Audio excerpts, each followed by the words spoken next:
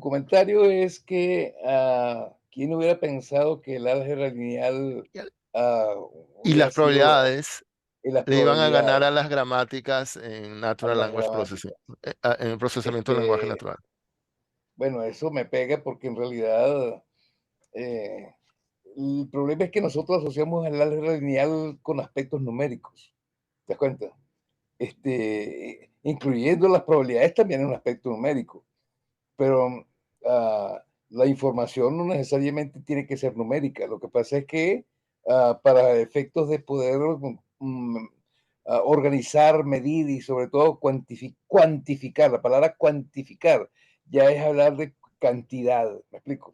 Es decir, que realmente, nosotros tenemos una tendencia a que, para poder tener una idea perfecta o exacta o aproximada o medir la aproximación de las cosas, tiene que ser cuantificado, pero eso es un sesgo, eso es un sesgo en realidad. En cierta forma existe la calidad, es decir, Aristóteles hablaba de cantidad, calidad y relación como las categorías fundamentales. Entonces, es interesante analizar que no solamente es la cantidad, sí, cumple una función la cantidad, pero la calidad y la relación, sobre todo la relación, son elementos fundamentales dentro de la estructura del conocimiento, por supuesto. Claro, yo no me refería al conocimiento, o sea, de la manera en que los humanos procesamos, sino lo que han conseguido que las máquinas hagan es traduciendo, representando las palabras, o bueno, tokens, como dicen, como un vector de números enormes, vectores de números con muchísimas dimensiones, y luego, bueno, aplican métricas para medir la distancia, y bueno, y un montón de álgebra lineal. O sea, jamás se me hubiera ocurrido, cuando estaba en los 80 en la universidad, que toda Claro. esa álgebra lineal, bueno, por ejemplo, cuando nos enseñaron en álgebra 3 autovalores, autovectores, jamás se me hubiera Porque ocurrido era numérico, porque es numérico. que eso terminaba aplicándose a algo de lenguajes. O sea, increíble. Pero claro, lo han traducido a números y luego, bueno, ok. ¿Hay algún otro comentario? O seguimos. Yo Bueno, tengo varias cosas que me están golpeando en una neurona. Eh, una, la polémica no te entre oigo, Leonel. Chomsky. No me oyes, ¿y por qué será? Ahora sí. Voy a acercarme. La polémica entre Chomsky y Skinner, que es por donde comenzó la sesión de hoy, se refiere a, es lo que veo, se refiere al el origen y la naturaleza del lenguaje humano. Eso de repente da un salto hacia estos lenguajes de influencia humana, hacia el lenguaje de máquinas, y hay que buscar la frontera entre uno y otro, porque si no la confusión va a ser infinita desde el punto de vista matemático, ¿no? Eh, Eso es un elemento que debería aclararse. Todas estas afirmaciones de los profesores expertos de Stanford y todo, digamos, la estructura tan variada de opiniones. Hay que delimitar una cosa como lenguaje humano y otra cosa como lenguaje de máquinas que originalmente lo quiere hacer parecido al humano, pero es distinto al humano. Eh, ajá, escuché una voz por allí. Escuché un pero. No, no, eso es Miro que está en un club. Ah, Ok. Ahora, pero entonces el punto, digamos, creo que mi pura la resumo en esto. Cuando yo digo tengo un dolor, tengo un amigo, tengo miedo, y por ahí me puedo ir hasta el infinito con las posibilidades que me da el verbo tener. Porque el lenguaje es un instrumento para seleccionar posibilidades de acción. Entonces, tener miedo y tener dinero tienen la misma estructura cuando hablamos de semántica y de lenguaje para máquinas, tienen la misma estructura, pero significan distinto. Y eso es inapelable, porque es la naturaleza del lenguaje. El otro elemento que tengo que me está sonando también es aquella dupla que hicieron Wittgenstein y su maestro Bertrand Russell sobre el atomismo lógico, en el que, por lo menos en el tratado, se establece una estructura rígida de lo que es la relación biyectiva entre proposición, entre nombre y objeto. Entonces, es una manera muy mecánica de buscar cómo funciona el lenguaje. Y entonces el atomismo lógico en algún momento tuvo que dejar de ser porque ya no daba, pero dejaron ciertas bases que son las que están usando ahora en la aplicación del lenguaje humano al lenguaje de la máquina.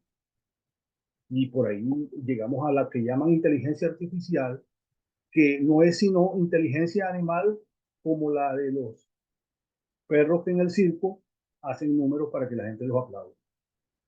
Tengo mucho más, pero creo que no quiero apropiarme Ya. del tiempo. Un par de comentarios. Adelante. Un par de comentarios. Uno, como es que me tocaste el punto con respecto al álgebra, pero ahorita me acordé que habían dos autores de álgebra, libros importantes. Los dos escribieron libros de álgebra. Uno era Birkhoff, Garrett Birkhoff, hijo de George Birkhoff. Ajá, Garrett Birkhoff, ajá. Y el otro era Sanders MacLean. Entonces, los dos escribieron dos libros. Uno fue de Birkhoff MacLean y el otro era MacLean y Birkhoff. Los dos libros son de álgebra, pero tú tomas los dos libros de álgebra y son totalmente distintos. Porque en realidad el Birkhoff MacLean hace una álgebra pensando en los sistemas numéricos. Y entonces todo lo explica desde el punto de vista numérico. Mientras que MacLean y Birkhoff en lo más mínimo tocan la parte numérica. Todo es la parte estructural, la estructura, el concepto estructural del álgebra. Entonces, por eso cuando tú mencionaste el álgebra que no veía la relación, yo creo que es porque desde el punto de vista matemático, posiblemente en matemática, lo que se veía era el libro de álgebra de Birkhoff MacLean, por lo menos la Simón Bolívar, lo que se estudiaba era el álgebra de Birkhoff MacLean, la álgebra de Birkhoff. En cambio, yo, que venía de Georgia Tech, le había entrado al álgebra era por MacLean, MacLean Birkhoff. Y entonces eran cosas totalmente distintas. Por supuesto, yo me identifiqué mucho más con el libro de MacLean Birkhoff porque mi enfoque era más estructural. El otro aspecto que se mencionó, y sobre todo donde aparece Shannon, entre paréntesis, Shannon fue la única persona de MIT que estaba en Dartmouth cuando se creó en esa célebre conferencia de Dartmouth. Shannon fue uno de los organizadores por MIT, pero ni McCarthy ni Minsky estaban en MIT. Minsky estaba en Princeton y McCarthy estaba en Dartmouth, que fue uno de sus organizadores.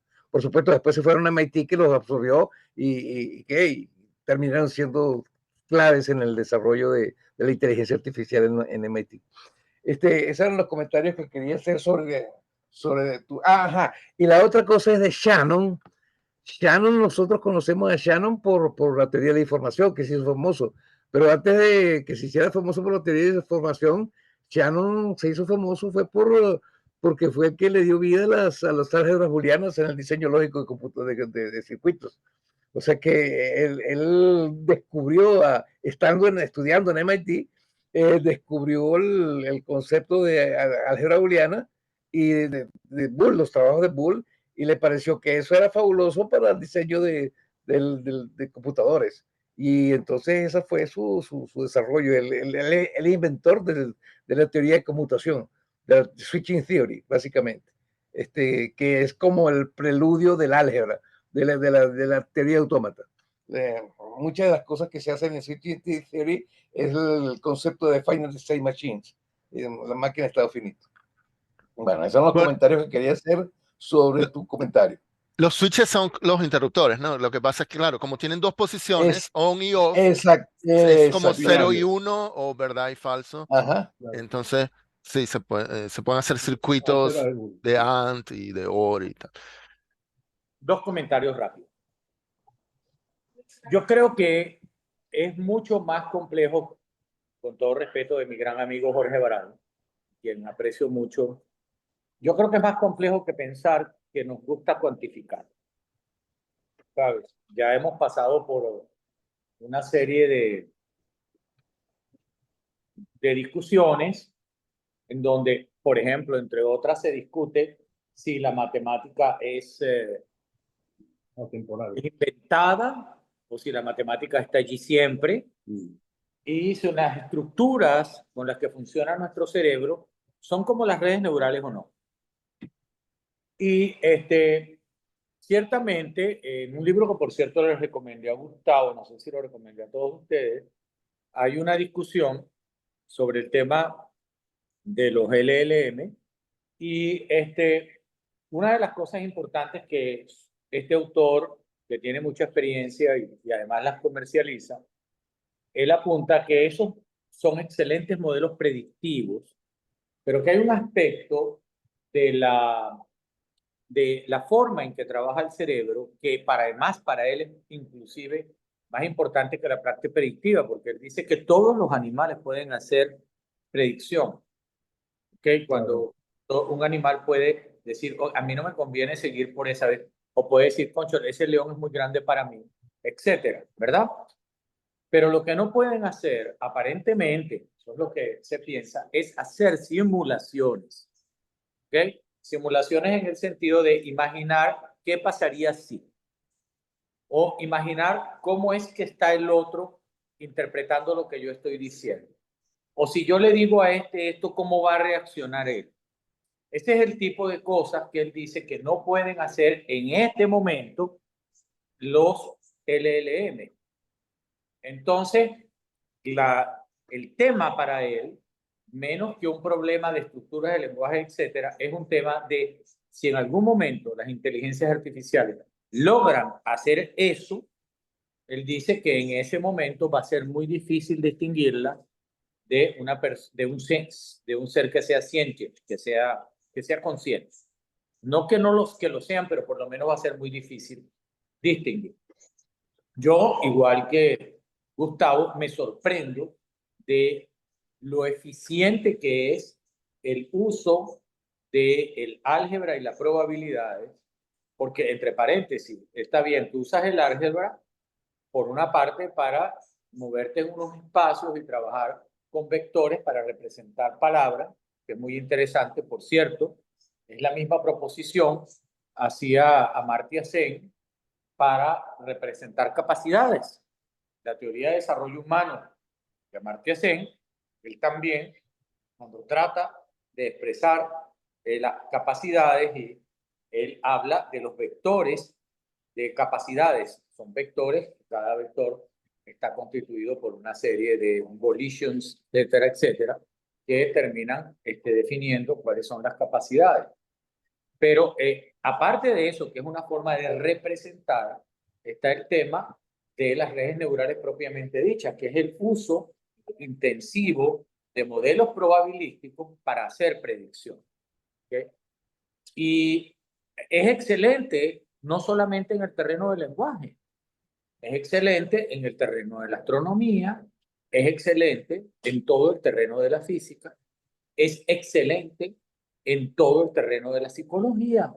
Entonces, yo no sé, no estoy seguro si la matemática como lenguaje, perdón, no puede perfectamente representar todo lo que nosotros llamamos lenguaje. No lo sé. Yo estoy sorprendido porque uso mucho ahora a ChatGPT 4 y 5, de cómo se comunica conmigo, que pareciera que está de verdad hablando conmigo. Yo sé que no lo está haciendo, pero lo hace tan bien y en temas complejos. O sea, yo me pongo a discutir con él temas complejos y es muy bueno. Me ayuda mucho. Entonces, este tipo de cosas es una de las cosas que para mí hace que yo pueda decir que para mí no está claro que la estructura no puede ser representada también absolutamente por la matemática. Es mi punto. Y me voy a poner en mute para que no estorbe a nadie mi mi momento de almuerzo y al mismo tiempo. Además, estoy hoy con el teléfono. Todo esto lo estoy haciendo desde mi teléfono y estoy sorprendido de lo eficiente que es el teléfono para esto, la verdad. Eso también me deja loco. Gracias, Miro, y buen provecho. Pero no Gracias. se siente, Lo no que se iba a siente decir, bien, Daniel. Dale. bueno, lo que iba a comentar a Leonel es que, bueno, en inteligencia artificial hubo cosas inspiradas en los cerebros humanos. De hecho, el hecho de que lo llamen redes neuronales, ahí se inspiraron en el cerebro humano. Pero bueno, no tengo tiempo de mostrarles un video en que Geoffrey Hinton, que es uno de los padres de estas redes neuronales probabilísticas, él sí aspira a que estas simulaciones, estas cosas que se hacen en las máquinas, ayuden a explicar, ayuden a encontrar cosas acerca de cómo funcionan nuestros cerebros. O sea, como que la cosa va en ambos caminos, aunque Chomsky, y eso sí vamos a ver, Chomsky piensa que estas máquinas, o sea, lo que hacen estas Large Language Models y esto Deep Learning no nos dice absolutamente nada acerca de nosotros. Ese es un debate para después. Pero bueno, vamos a terminar el video. Luego voy a poner 5 minutos de una clase de este profesor para que vean, él pone como su árbol genealógico, que es interesante, árbol genealógico académico, que es interesante.